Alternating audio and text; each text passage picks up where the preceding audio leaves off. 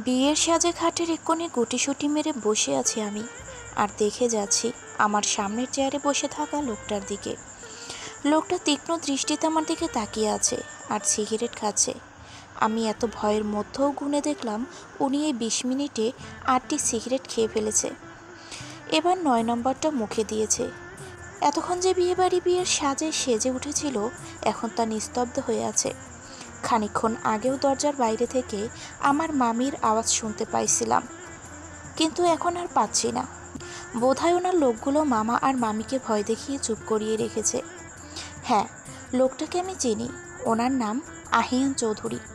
দেশের একজন বড় বিজনেসম্যান কবির চৌধুরীর ছোট ছেলে।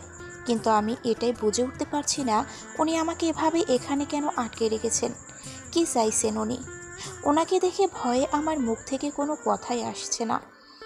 কিছুক্ষণ আগে বিয়ের আসরে বসে আছি। আজ আমার বিয়ে, কিন্তু বিয়েটা আমার অমতে দেওয়া হচ্ছিল। তবুও ভাগ্যের পরিহাসকে মেনে নিয়েছিলাম, কারণ একটাই, আমি অনাথ। আর আমার মতো অনাথ মেয়েটার এতদিন আমার মামা মামি বড় করেছে, আর এখন এই বোঝাকে সরানোর জন্য তারা ব্যাকুল হয়ে উঠেছে। তাই তো আমার থেকে বয়সে 3 গুণ বড় একজন লোকের সাথে টাকার লোভে আমার বিয়ে ঠিক করেছে। আমি না চেয়েও বিয়েতে রাজি হয়ে গেলাম। ভাগ্যর হাতে সব কিছু ছেড়ে দিলাম। কবুল বলতে যাব, ঠিক তখনই কতগুলো কালো রঙের গাড়ি এসে থামে। সবাই অবাক, আর অবাক হবারই কথা। কারণ হলো, আমাদের মতো বাড়িতে এত দামি গাড়ি এসে থামলো কেন? এর মানেই কিছু গন্ডগোল আছে। সবাই সমালোচনা করতে ব্যস্ত হয়ে গেল। গাড়ি থেকে কয়েকজন লোক নামলো।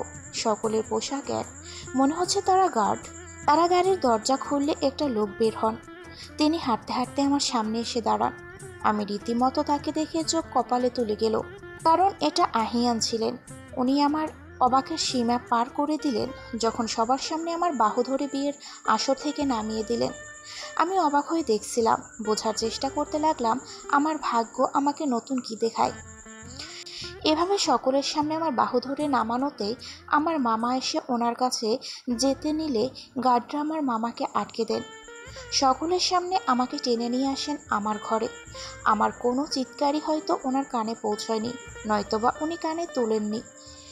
ঘরে এসে আমাকে বিছানায় ছুরি মেরে দরজা আটকে দিলেন। ওনার এমন কাজে আমার ভয়ে আমার শরীর শিউরে ওঠে। কি করতে যাচ্ছেন উনি? ভয়ে আমি বিছানার এক কোণে হাত পা গুটিয়ে বসে পড়লাম, কিন্তু উনি আমার ভাবনার ছেদ ঘটিয়ে উনি একটা চেয়ার টেনে বসে পড়লেন আমার সামনে। তারপর এক দৃষ্টিতে আমার দিকে তাকিয়ে পকেট থেকে একটা সিগারেট বের করে তাতে আগুন ধরিয়ে দিলেন। আমি ওনাকে দেখেই যাচ্ছি। ভয় হচ্ছে খুব, হবারই কথা। উনি যে আমার উপর তার ঝাল মিটাচ্ছেন, এটা আমি এখন বুঝছি। প্রথমে ভেবেছিলাম হয়তো কোনো খারাপ মতলব আছে ওনার, কিন্তু এতক্ষণে যখন আমার কাছে আসেনি, তার মানে উনি শুধু আমায় কলঙ্কনি করতে চায়, তাই এমনটা করেছে। একটা চরের বদলা এভাবে নেবে ভাবতে পারিনি। কিন্তু আমি তো ওনার কাছে ক্ষমা চেয়েছি, তারপরেও এত রাগ দেখাচ্ছেন উনি। কিন্তু আমাকেও তো কম অপমান করেননি উনি, তাহলে এত কিসের অহংকার ওনার? যাহ, এত কিছুর মতো নিজের পরিচয়টাই দেওয়া হয়নি। এত কিছু বলে ফেললাম আর এটাই বলিনি, তাহলে কি করে হবে? আমি নিহারিকা নিহা, অনার্সের বাংলা বিভাগের প্রথম বর্ষের ছাত্রী। প্রথমেই বলেছি আমি অনাথ। ছোটবেলায় কার অ্যাক্সিডেন্টে মা বাবা দুজনই মারা যান। আত্মীয় স্বজন বলতে শুধু দাদি আর মামা মামি ছিলেন, কিন্তু আমার দাদিও আমাকে ধোঁকা দেন। তাই শেষমেশ মামা মামিদের কাছে চলে আসি। আমার একটা মামাতো ভাইও আছে, ও খুব ছোট, 7 বছর বয়স ওর। নাম হলো শুভ। এই পৃথিবীতে আমাকে শুধু ওই ভালোবাসে। আমার ঘোর কাটলো যখন দেখলাম উনি আমার কাছে আসছেন। আমি শুকনো ডোক গিলে পিছনে যেতে লাগলাম। উনি আমার দিকেই এগোচ্ছেন। ভয়ে আমার হাত পা ঠান্ডা হয়ে যাচ্ছে। ভয়ে এখন গলা দিয়ে আওয়াজও বেরোচ্ছে না। উনি খাটের এক পাশে, আমি খাটের অন্য পাশে। উনি আমার হাত ধরে নিজের দিকে টানতে লাগলেন। এবার আমি কান্না করে দিলাম। উনি আমার হাত ছেড়ে দিলেন। আমি নিঃশব্দে কাঁদছি। উনি হুট করেই খাটের এপাশে চলে এসে আমার বাহু ধরলেন। ভয়ে আমি লাফিয়ে উঠলাম। অনেক ছাড়বার চেষ্টা করছি, কিন্তু পারছি না। ওনার কাছ থেকে সিগারেটের বিশ্রী গন্ধ আমার নাকে আসছে। অনেক ছোটাছুটি করছি আমি, কিন্তু উনি ছাড়ছেন না। আমার হাত দুটো ধরে নিজের কাছে আনলেন। এখন আরও বেশি করে বাজে গন্ধটা পাচ্ছি। খুব কাঁদছি আমি। আমি ওনার কাছে কাকুতি মিনতি করে যাচ্ছি, কিন্তু উনি আমায় ছাড়ছেন না। ওনার এক হাত আমার দিকে বাড়ালেন। আমি ভয়ে চোখ বন্ধ করে নেই। হঠাৎ করে ঠোঁটে কিছুর অনুভব করি, সাথে সাথে চোখ খুলে তাকিয়ে দেখি উনি রুমাল দিয়ে আমার ঠোঁটের লিপস্টিক মুছছে। আমি আকস্মিকভাবে তাকিয়ে দেখছি এই লিপস্টিক মোছার জন্য উনি এরকম করছেন। ব্যাপারটা কেমন কেমন লাগছে।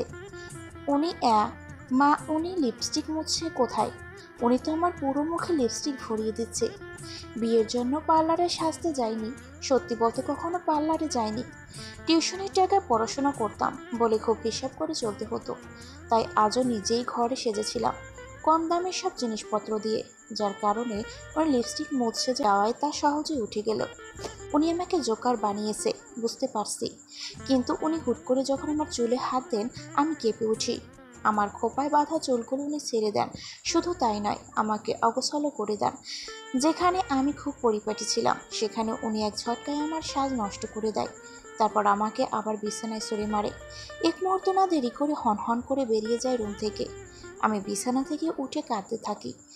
জানি এত কিছুর পর আমার বিয়েটা আর হবে না, ভেঙে যাবে, আমার মান সম্মান সব যাবে। শুধু তাই নয়, মামির হাতে অনেক অত্যাচারও সহ্য করতে হবে। উনি বের হবার সাথে সাথে মামা মামি সহ কিছু মেহমান রুমের ভিতরে আসলেন। আমার এমন অবস্থা দেখে তারা নানান কথা বলতে লাগলেন। আমার মামা আর মামি রাগে ফুঁসছে। আমি গুটিয়ে কান্না করছি। সবার কথা কানে আসছে। বরযাত্রী নাকি চলে গেছে, মূলত ওনাদের নাকি বের করে দেওয়া হয়েছে। সবাই বলা বলি করছে। কি মেয়েরে বাবা, জন্মের পর বাবা মাকে খেলো, আর এখন যারা আশ্রয় দিল তাদের মাথা নিচু করে দিল। বরযাত্রীদের যেভাবে বের করে দেওয়া হয়েছে, মনে হচ্ছে না এই বিয়েটা আর হবে। এই বিয়ে কেন, আর কোথাও বিয়ে হবে না এই মেয়ের। এমন মুখ পুরো মেয়ে দেখিনি বাপু। নিশ্চয়ই ওই ছেলের সাথে কোনো সম্পর্ক ছিল, না হলে ওই ছেলে এত সাহস পায় কিভাবে? আরে দেখো, ওই ছেলের কোনো দোষই নেই, সব দোষই মেয়ের। খুব খারাপ লাগছিল সবার এরকম কথা শুনে। ইচ্ছে করছিল এখনই মরে যেতে। ফুপিয়ে ফুপিয়ে কাঁদতে থাকলাম আমি। শুভ দৌড়ে এসে আমার কাছে বসলো। চোখের জল মুছিয়ে বলতে লাগলো, আপি, তুমি কাঁদছো কেন? তুমি কেঁদো না, কাঁদলে তোমাকে একদম ভালো লাগে না। এত মানুষের কথার মধ্যে একমাত্র ওর কথায় বেঁচে থাকার আশ্বাস পেলাম। হুট করেই মামি এসে আমার বাহু ধরে নিচে নামালেন। রাগী গলায় বলতে লাগলেন, কি রে মুখ পড়ি, বলছিস না কেন? কার সাথে কি করেছিস? এখন চুপ কেন? মানসম্মান তো সব খেলি, আর কি খাবি? জন্মের পর মা বাবা খেলি, তারপর খেলি দাদা দাদিকে, আর এখন আমাদের খেতে বসেছিস। মুখ পড়ি, অলক্ষী, অনামুখ, চুলের মুঠি ধরে। কার সাথে রাত কাটিয়েছিস? কেই ছেলে, বলছিস না কেন? মামি আমার লাগছে, ব্যথায় কুকড়ে ওঠে। হ্যাঁ, এখন তো লাগবেই, এরকম নোংরা কাজ করার আগে মনে ছিল না এসব? মামি, বিশ্বাস করো আমি কিচ্ছু করিনি। আবার মুখে মুখে তর্ক করছিস? তোকে তো আমি। ভয়ে আমি চোখ বন্ধ করে নিলাম, কিন্তু আমার গালে যখন চড় পড়লো না, তখন আমি চোখ মেলে তাকিয়ে দেখি কেউ একজন মামির হাত ধরে আছে। আমি তাকে একটু দেখার চেষ্টা করলাম। একটা মেয়ে, দেখতে বেশ সুন্দরী, পোশাক আশাক দেখে মনে হচ্ছে খুব বড় লোক। মামির আগে ফসছে, চোখ দুটির আগে লাল হয়ে আছে। কে রে তুই? সাহস কি করে হয় আমার হাত ধরার? অচেনা মেয়ে। আমি কি সেটা না জানলে হবে, কিন্তু আপনার সাহস হয় কিভাবে ওনার গায়ে হাত তোলার? কেন রে, কি লাগে ও তোর? এত দরদ দেখাচ্ছিস কেন তুই? তোকে হাত করলো কিভাবে এই অনামুখী? অচেনা মেয়ে, ভদ্রভাবে কথা বলুন। চৌধুরী বাড়ির বউ। চৌধুরী বাড়ির বউ? উপস্থিত সবাই বড় বড় চোখ করে আমার দিকে তাকালো, আর আমি বাকরুদ্ধ হয়ে মেয়েটার দিকে তাকিয়ে আছে। কি বলছে ও? হ্যাঁ, চৌধুরী বাড়ির বউ, মানে কবির চৌধুরীর পুত্রবধূ আর আহিয়ান চৌধুরীর স্ত্রী। আমার অবাকের সীমা এবার চরম পর্যায়ে পৌঁছালো। আমি কবে আহিয়ানকে বিয়ে করলাম, কিছু বলতে যাব তার মধ্যেই মামি বলে উঠল, তুমি কে? কবির চৌধুরীর বড় মেয়ে, আয়ানা চৌধুরী। তার মানে এটা আহিয়ানের বড় বোন? হ্যাঁ, ওনার একটা বড় বোন আছে শুনেছিলাম, কিন্তু ওনাকে এমন পরিস্থিতিতে এভাবে দেখবো ভাবিনি। তাই ওনাকে বললাম, আপনি এসব কি বলছেন? আমি কবে আহিয়ানকে বিয়ে করলাম? বিয়ে করনি তো করবে আজকে? মুচকি হেসে আমার দিকে তাকিয়ে ধপাস করে বিছানায় বসে পড়লাম। কি? হ্যাঁ। আমি অবাক হয়ে আয়ানার দিকে তাকিয়ে আছি। কি বলছে কি মেয়েটা? পাগল টাগল হয়ে গেল নাকি? আমার মতো একটা মেয়ের সাথে নিজের ভাইয়ের বিয়ে দেবে সে? কিছুই মাথায় ঢুকছে না আমার। কিন্তু আর যাই হোক, আমি বিয়ে করছি না। যে ছেলেটার জন্য আজ আমার এত অপমানিত হতে হলো, তাকে বিয়ে করতে আমি কোনো মতেই রাজি না। কিন্তু আমার মামা মামিকে দেখে মনে হচ্ছে তারা আকাশের চাঁদ হাতে পেয়েছে। এত বড় বাড়িতে আমার বিয়ের কথা হবে সেটা তারা ভাবেনি। আমি নিজেই তো ভাবিনি। হঠাৎ করেই মামি পাল্টে গেল। তিনি বলে উঠলেন, আরে আরে, তুমি দাঁড়িয়ে কেন? বসো বসো, বসে কথা বলি আমরা। মামা, হ্যাঁ হ্যাঁ মা, বসো। তা বিয়েটা এখন হবে তো? আমরা কি সব জোগাড় করবো? আসলে মা, দেখতেই তো পারছো কত গরিব আমরা। তারপরও যতটুকু পারি দেখব। আর পারলাম না। এবার দাঁড়িয়ে বলতে লাগলাম, কি শুরু করছো তোমরা? আমি করবো না এই বিয়ে। আর এই লোকটাকে তো কোনো মতেই না। মামি, এই মেয়ে, কি যা তা বলছিস? হাতে লক্ষ্মীকে এভাবে পায়ে ঠেলে দিছিস তুই? মামি, তুমি বুঝতে পারছো না। আমি আয়ানা, আমি কি তোমার সাথে একটু কথা বলতে পারি একা? অবাক হয়ে আয়ানার দিকে তাকালাম। মামি, হ্যাঁ হ্যাঁ, কেন নয়। তোর কথা বলো, আমরা আসছি। যতক্ষণ সময় লাগে বলো। মামি আমার বাহু ধরে ফিসফিসিয়ে বলতে লাগলো, বেশি কথা বলবি না, চুপচাপ হ্যাঁ বলবি বিয়েতে। আগেরটা ভেঙেছে, এটা যেন না ভাঙে, বুঝলি? কিন্তু মামি, আচ্ছা আমরা আসছি, তোমরা কথা বলো। বলেই সবাই বের হয়ে গেল রুম থেকে। আমি দাঁড়িয়ে আছি। হঠাৎ করেই আয়ানা আমার ঘাড়ে হাত রেখে বিছানায় বসালো। আমি আয়ানার দিকে তাকিয়ে আছি। মেয়েটারে দেখতে অনেক সুন্দর। দুধ ফর্সা গায়ের রং, চুলগুলো অনেক সুন্দর করে স্টাইল করা, পরনেও খুব ভালো পোশাক। আয়ানা আমার দিকে মুচকি হেসে তার নিচের পকেট থেকে একটা রুমাল বের করে আমার ঠোঁটে থাকা লিপস্টিক মুছতে থাকে। আমি অবাক হয়ে তাকে দেখছি। আমার ভাই কিন্তু অতটাও খারাপ না। জানি তোমার সাথে একটু আগে যা করেছে, তাতে আমার কথাটা তো বিশ্বাস করবে না, এটা স্বাভাবিক। কিন্তু আর কি কিছু করার আছে? আমি তোমার ভালোর জন্য বলছি, রাজি হও। বিশ্বাস করো, ঠকবে না। আর না হলে এই সমাজ তোমাকে বেঁচে থাকতে দেবে না। এটার কারণও আমার ভাই, সেটা আমি জানি। তাই সব কিছু ঠিক করতে চাইছি। এখন তুমি আমাকে বলো, তুমি কি চাও? আয়ানার কথায় আমি অবাক হয়ে গেলাম। কি বলবো বুঝতে পারছি না। কিন্তু আয়ানার বলা প্রত্যেকটা কথা সত্যি। আসলেই আজকের ঘটনার পর কেউই আমায় বিয়ে করতে চাইবে না। সমাজ আমাকে নষ্ট আর অলঙ্কিনী উপাধি দিবে। কিন্তু তাই বলে ওনার মতো একটা লোককে বিয়ে করব, এটা ভাবতে ভালো লাগছে না। দ্বিধাদ্বন্দ্বে পড়ে গেলাম আমি। অসহায় মুখ করে আয়নার দিকে তাকালাম, যার অর্থ আমি বুঝতে পারছি না আমি কি করব। আয়ানা আমার দিকে তাকিয়ে মুচকে হেসে বলে, আমি লোকজন পাঠিয়ে দিচ্ছি, তারা তোমাকে তৈরি করে দিবে। আমার হাতে হাত রেখে বলে, বিশ্বাস করতে পারো আমায়। ওর কথায় ভরসা পেলাম, তাই মুচকি হাসি দিয়ে মাথা নাড়ালাম। আয়ানা বের হয়ে সাথে সাথে আমার মামা মামি আসলো। তারা আমাকে জিজ্ঞেস করছে আমি কি বলেছি। আমি কিছু বলতে যাব, তখনই কয়েকজন মেয়ে আমার ঘরে প্রবেশ করলো। তাদের সবার পরনে এক ধরনের পোশাক। তাদের মধ্যে একজন বলে উঠল, আপনারা বউকে রেখে বাইরে যান, আমরা ওনাকে সাজাতে এসেছি। মামা মামি বেশ বুঝতে পারলো আমি বিয়েতে হ্যাঁ বলেছি। তারা খুশিতে গদগদ হয়ে বের হয়ে গেলেন। মেয়েগুলো আমাকে ধরে আয়নার সামনে বসালেন। তারপর আমাকে সাজাতে শুরু করলেন। আমি আয়নার দিকে তাকিয়ে আছি। শ্যামলা গায়ের রং আমার, দেখতে অতটা সুন্দর না, শুধু চুলগুলো লম্বা। এছাড়া আমার কোনো গুণ নেই, না আছে পোশাকে আশাকে কোনো সৌন্দর্য। ভাবছি আহিনান দেখতে খুব সুন্দর, তিনি ভার্সিটির সবাই তাকে খুব পছন্দ করে। আমার এখনও মনে আছে ভার্সিটিতে প্রথম দিনের কথা। আমি দাঁড়িয়ে কথা বলছিলাম ইতির সাথে। বলা হয়নি ইতি আমার বেস্ট ফ্রেন্ড, বন্ধু বলতে শুধু ওই ছিল আমার। আমার গেয় অবস্থার কারণে কখনো কেউ আমার বন্ধু হয়নি। যাই হোক, কথা বলতে বলতে দেখি একটা গাড়ি ঢোকে ভার্সিটিতে। সবার নজর ওখানে থাকায় আমি কৌতূহলটা মেটাতে পারিনি। কি এসেছে যে সবাই এভাবে তাকিয়ে আছে? ইতিকে জিজ্ঞেস করায় বলো, একটু পরে বুঝতে পারবি। আমিও অধীর আগ্রহে তাকিয়ে আছি। গাড়ি থেকে একে একে কয়েকটা ছেলে মেয়ে বের হলো। দেখেই বোঝা যাচ্ছে অনেক বড় লোক। কিন্তু আমার চোখ আটকালো একটা ছেলের দিকে। ছেলেটা দেখতে খুব সুন্দর, কালো জ্যাকেট, কালো জিন্স পরা ছিল। ওনার সিল্কি চুলগুলো বাতাসে উঠছিল। কিন্তু আমার চোখ ছিল তার সানগ্লাসটার দিকে, কারণ এটা দেখতে চমৎকার ছিল। সে বের হবার পরপরই কয়েকটা মেয়ে তার কাছে গিয়ে প্রেম নিবেদন করলো, কিন্তু উনি কাউকে কখনো পাত্তা দেয়নি। সে পাশে তাদের দিকে না তাকিয়ে পাশ কাটিয়ে চলে গেল। এমনি মেয়েগুলো বেশ সুন্দর ছিল, তার এই অ্যাটিটিউড দেখে আমি হা হয়ে ইতির দিকে তাকালাম। ইতি ভুরু নাচিয়ে বলো, কেমন? এত অহংকার? শুধু বলে অহংকার। ভার্সিটির ফার্স্ট বয়, তার রেকর্ড এখন পর্যন্ত কেউ ভাঙতে পারেনি। ওহ, তাই এত অহংকার? হ্যাঁ, বলতে পারিস। এমনিতে সব মেয়ের ক্রাশ, তা তোর কি ক্রাশ হলো নাকি? আমার আবার ক্রাশ? না রে, এত ভাবার সময় নেই। আচ্ছা, আমার লেট হচ্ছে। এখনই চলে যাবি? রান্না তো করেই না এসেছিস, আর একটু থাক। না রে, লেট হয়ে যাবে। তার মতো রাফির পরীক্ষা, ওর আম্মু বলেছে একটু বেশি করে পড়াতে, এখানে থাকলে ওর বাসায় যেতে দেরি হয়ে যাবে। আচ্ছা, সাবধানে যা। হ্যাঁ, তুইও সাবধানে থাকিস। বের হয়ে গেলাম ভার্সিটি থেকে। ব্যাগে খুঁজে 50 টাকা পেলাম, কিন্তু এখনো মাস শেষ হয়নি। এই টাকা খরচ হলে চলবে না, তাই হাঁটতে লাগলাম। হেঁটেই বাসায় যেতে হবে, 1 ঘন্টার মতো লাগবে যেতে, তাই তাড়াতাড়ি হাঁটা শুরু করলাম।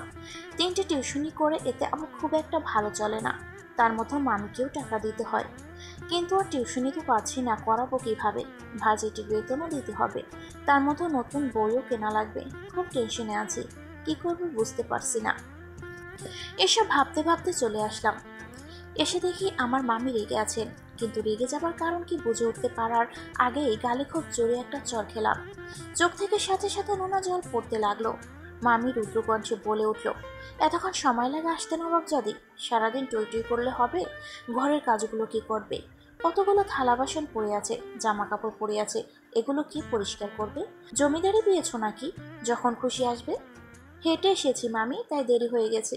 আমি এখনই সব করে দিচ্ছি। হ্যাঁ, করো তাড়াতাড়ি, সবকিছু আমার ঘাড়ের উপর এসে পড়ে। রেগে চলে গেলেন মামি। ঘরের সব কাজ করতে করতে 3টে বেজে গেল।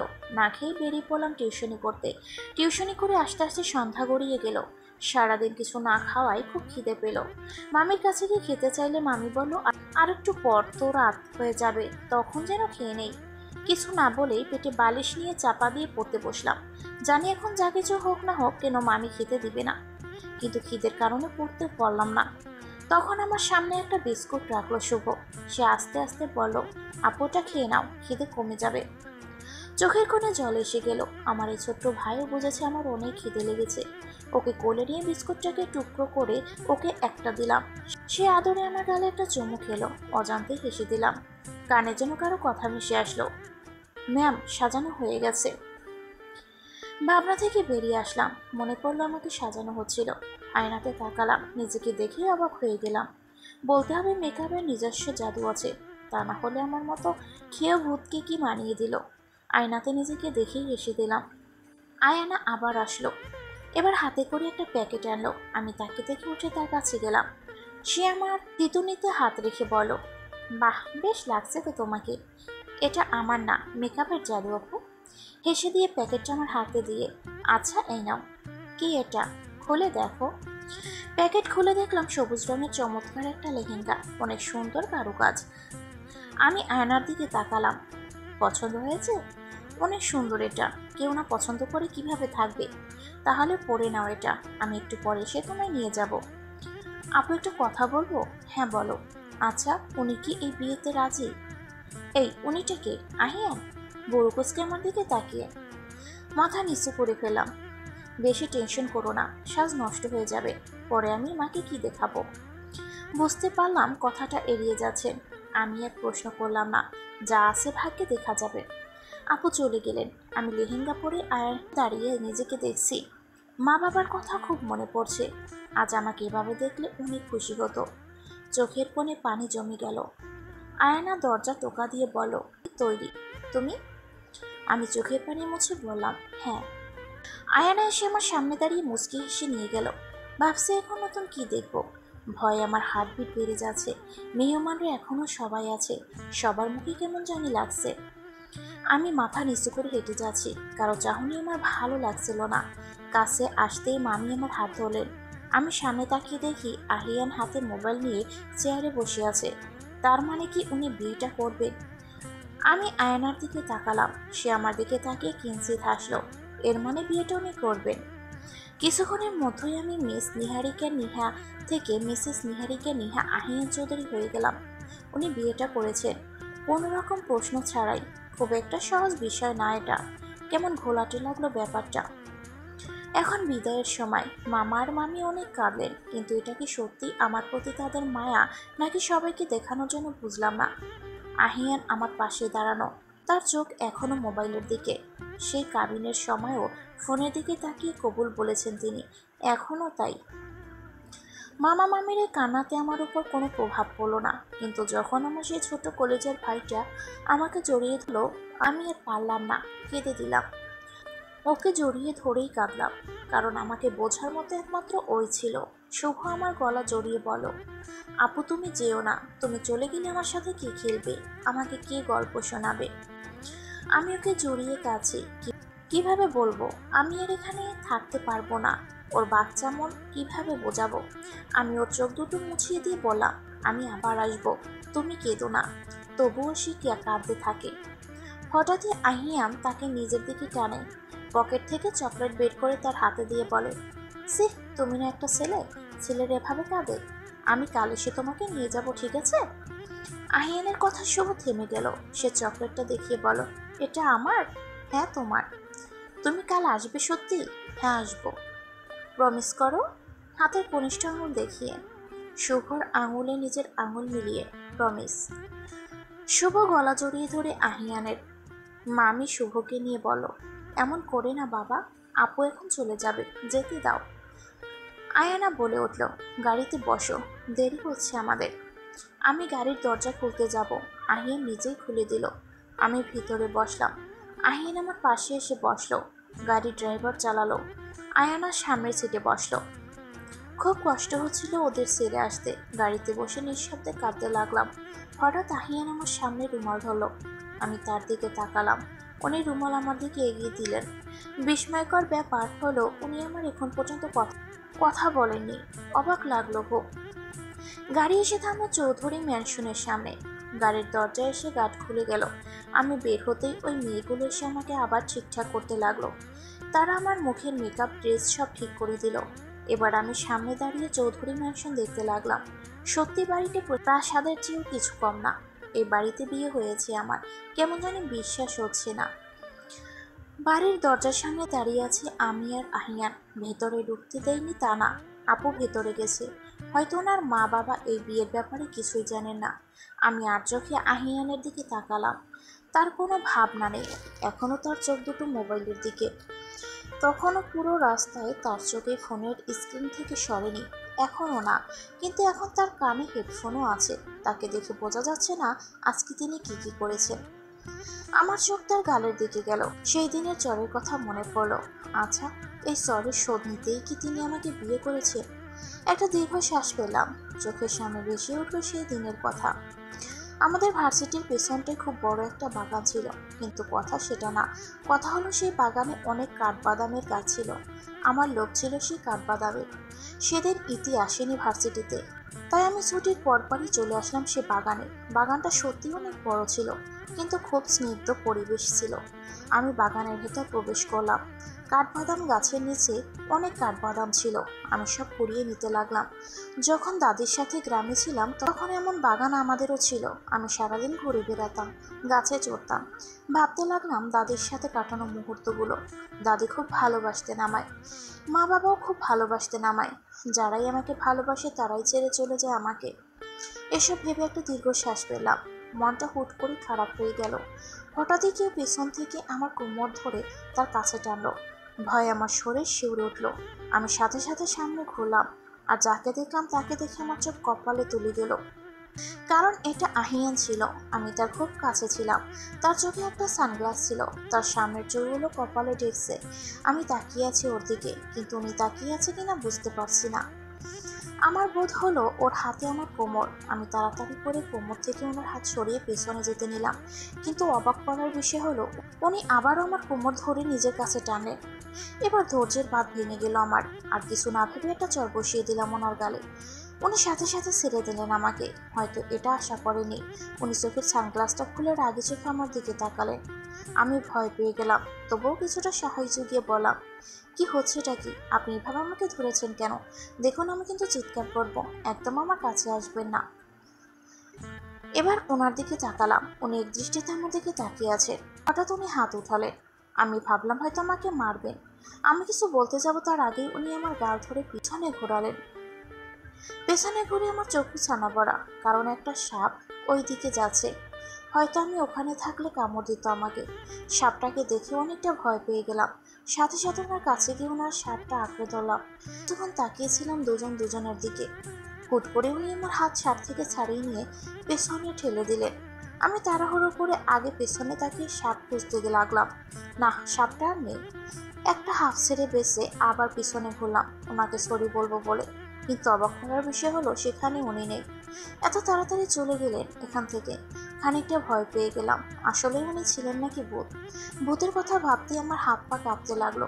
আমি এক দৌড়ে সেখান থেকে পালিয়ে গেলাম। দৌড়াতে দৌড়াতে অনেকটা পথ চলে এসেছি। পেছনে ঘুরে বাগানটাকে দেখতে লাগলাম। হঠাৎ করেই কারোর সাথে ধাক্কা খেলাম, ধপাস করে পড়ে গেলাম। যার সাথে ধাক্কা খেলাম সে আমার দিকে ফিরল। এমা, এ তো দেখি আহিয়ান। আমি চেঁচিয়ে বলে উঠলাম, ভূত? কি? এ তো দেখি কথা বলছে, তার মানে এটা ভূত না? না, কিছু না। আমি পড়ে যাওয়াতে আহিয়ান আমার দিকে ভুরু কুচকে তাকিয়ে হাত বাড়ালো। আমি হাত ধরতে যাব তখনই সে হাত সরিয়ে পেল। বেশ অবাক হলাম। এটা কি হলো? সে আশপাশ তাকাচ্ছে, বোঝার চেষ্টা করলাম সে কি করছে। দূরে পড়ে থাকা একটা গাছের ডাল তুলে এনে আমার দিকে ধরলো। আমি বড় বড় চোখ করে ওনার দিকে তাকিয়ে রইলাম। সে ধমকে সুরে বলো, এটা ধরো। ওনার ধমকে তাড়াতাড়ি করে গাছের ডাল ধরলাম। সেটা ধরেই টেনে তুললো আমাকে।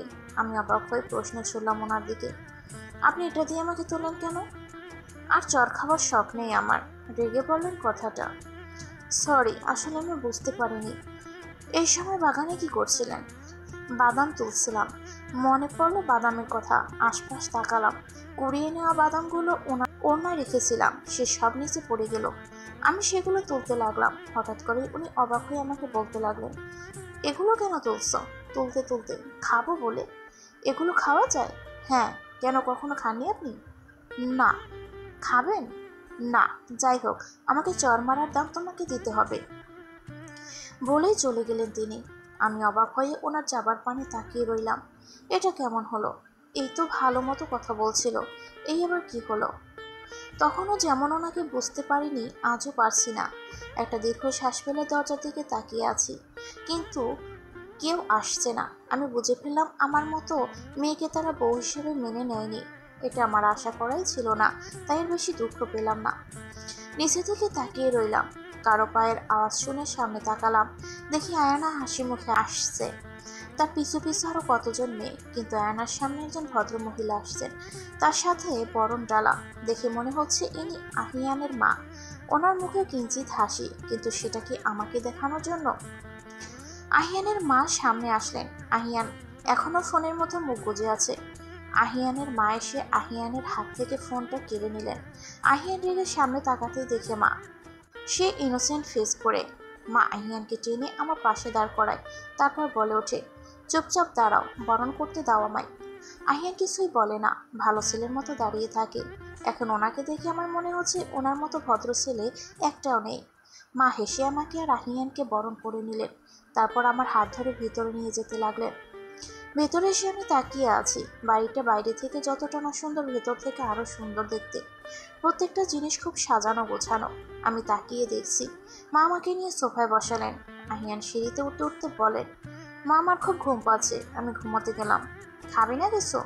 আমি খেয়েছি, গুড নাইট বলে চলে গেলেন তিনি। আমি চুপচাপ বসে আছি।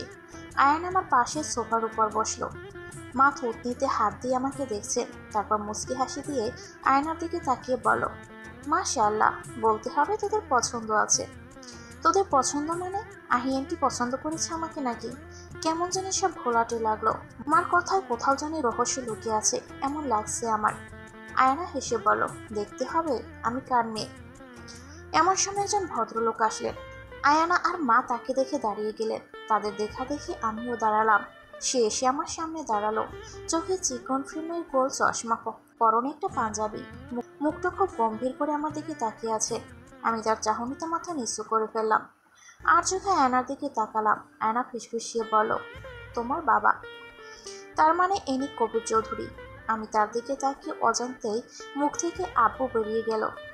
তাড়াতাড়ি করে তাকে সালাম করলাম। হয়তো উনি এরকমটা আমার কাছে আশা করছিলেন। উনি আমাকে জিজ্ঞেস করলেন, নাম কি তোমার? নিহারিকা নিহা। ভুরু কুঁচকে গম্ভীর গলায় বলেন, আহিয়ান চৌধুরী কি বলবে? বাবার কথায় আমি বোকার মতো ওনার দিকে তাকালাম। উনি আমার থেকে চোখ সরিয়ে মার দিকে তাকিয়ে বলেন, ওকে খাইয়ে দিয়ে ঘুমাতে যেতে বলো, অনেক রাত হয়েছে। বাবার কথা শুনে আমি বলে উঠলাম, কথাটা আমাকে বললেন না কেন? বাবা আমার দিকে তাকিয়ে মাকে বলেন, তোমার ছেলে কোথায়? আমি আবার বললাম, উনি ঘুমাতে চলে গেছেন। বাবা আমার দিকে তাকিয়ে বলেন, তোমাকে আমি প্রশ্ন করেছি যে তুমি উত্তর দিচ্ছ? আমি তাড়াতাড়ি করে বললাম, সেটাই তো, আপনি আমাকে কিছু জিজ্ঞেস করছেন না কেন? আবারও মার দিকে তাকিয়ে, আমি ঘুমোতে গেলাম বলেই চলে গেলেন। আমি বাবার চলে যাওয়া দেখতে লাগলাম। আয়ান আমার সামনে দাঁড়িয়ে বলো, কি সাহস তোমার, তুমি বাবার মুখে মুখে তর্ক করলে? আমি তর্ক করলাম কোথায়? মা হেসে বলে উঠল, যেমন শ্বশুর তেমন বৌমা, শ্বশুর এবার জব্দ হবে। তা আর বলতে মা, ও কিভাবে বাবার প্রত্যেকটা কথার উত্তর দিল। আচ্ছা, তোমার ভয় করলো না? মেয়েরা কখনো বাবাকে ভয় পায় নাকি? ভয় পেলে তো মাকে পায়। কেন, তুমি আমাকে ভয় পাও? ভুরু কুঁচকে আমার দিকে তাকায়।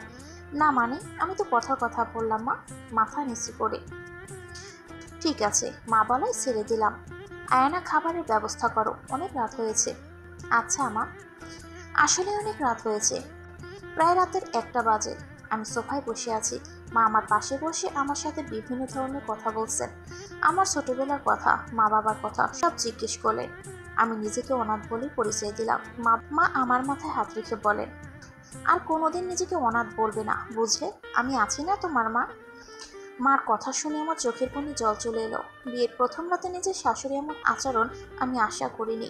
বলতে হবে তারা অনেক ভালো, আমাকে অনেক ভালোভাবে মেনে নিয়েছেন, যা আমার পক্ষে মেনে নেওয়া কষ্টসাধ্য ছিল। স্বপ্নের মতো লাগছিল সবকিছু। একটু পরে আয়না আসলো, তার সাথে একটা মেয়ে আসলো, তার হাতে খাবার ছিল। মেয়েটা এসে খাবারগুলো আমার সামনে রাখলো। এত ভারী পোশাক পরে কিভাবে খাবো ভাবছি, ক্ষুধাও লেগেছে অনেক।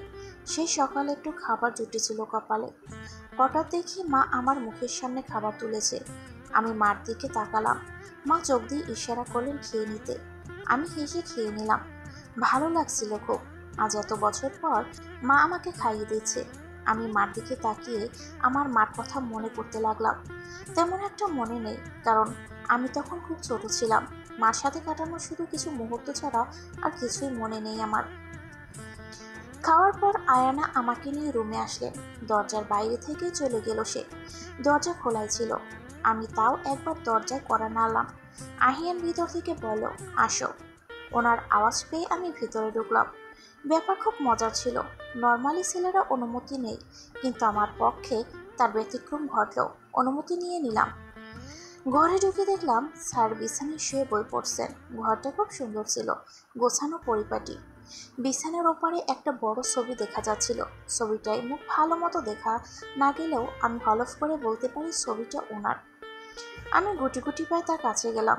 উনি আমাকে দেখে বইটা রাখলেন, তারপর আমার দিকে তাকিয়ে বলেন, এখানে বিছানা আছে, ওখানে সোফা আছে। ঘর থেকে বের হয়ে সামনে 10 পা হেঁটে বামে মোড় নিলে, আরও 10 পা হেঁটে ডানে মোড় নিলে গেস্ট রুম দেখবে। সব বলে দিলাম, যেখানে এসে শুতে পারো। আমি এখন ঘুমাবো, গুড নাইট। আমি হাঁ করে তাকিয়ে আছি। কিছু জিজ্ঞেস করবো তার আগেই উনি ওনার মতো সব বলে দিল। এটা কোনো কথা? আর বলার পরই চাদর টেনে শুয়ে পড়ল। আমি আহাম্মকের মতো তাকিয়ে আছি, কি আর করার। জানি এখন কিছু বললেও উনি আমার কথার দাম দিবে না, কারণ ওনার ঘাড়ে কয়েকটা রগ বেঁকা, সেটা আমি ভালোই বুঝতে পেরেছি।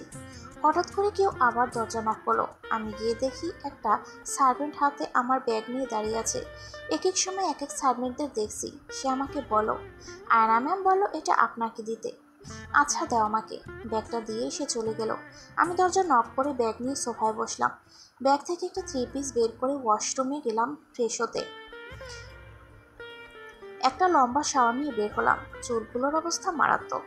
তারা সাজানোর সময় কতই না মেডিসিন দিল আমার চুলে, পুরো চুলে সর্বনাশ করে ছাড়লো।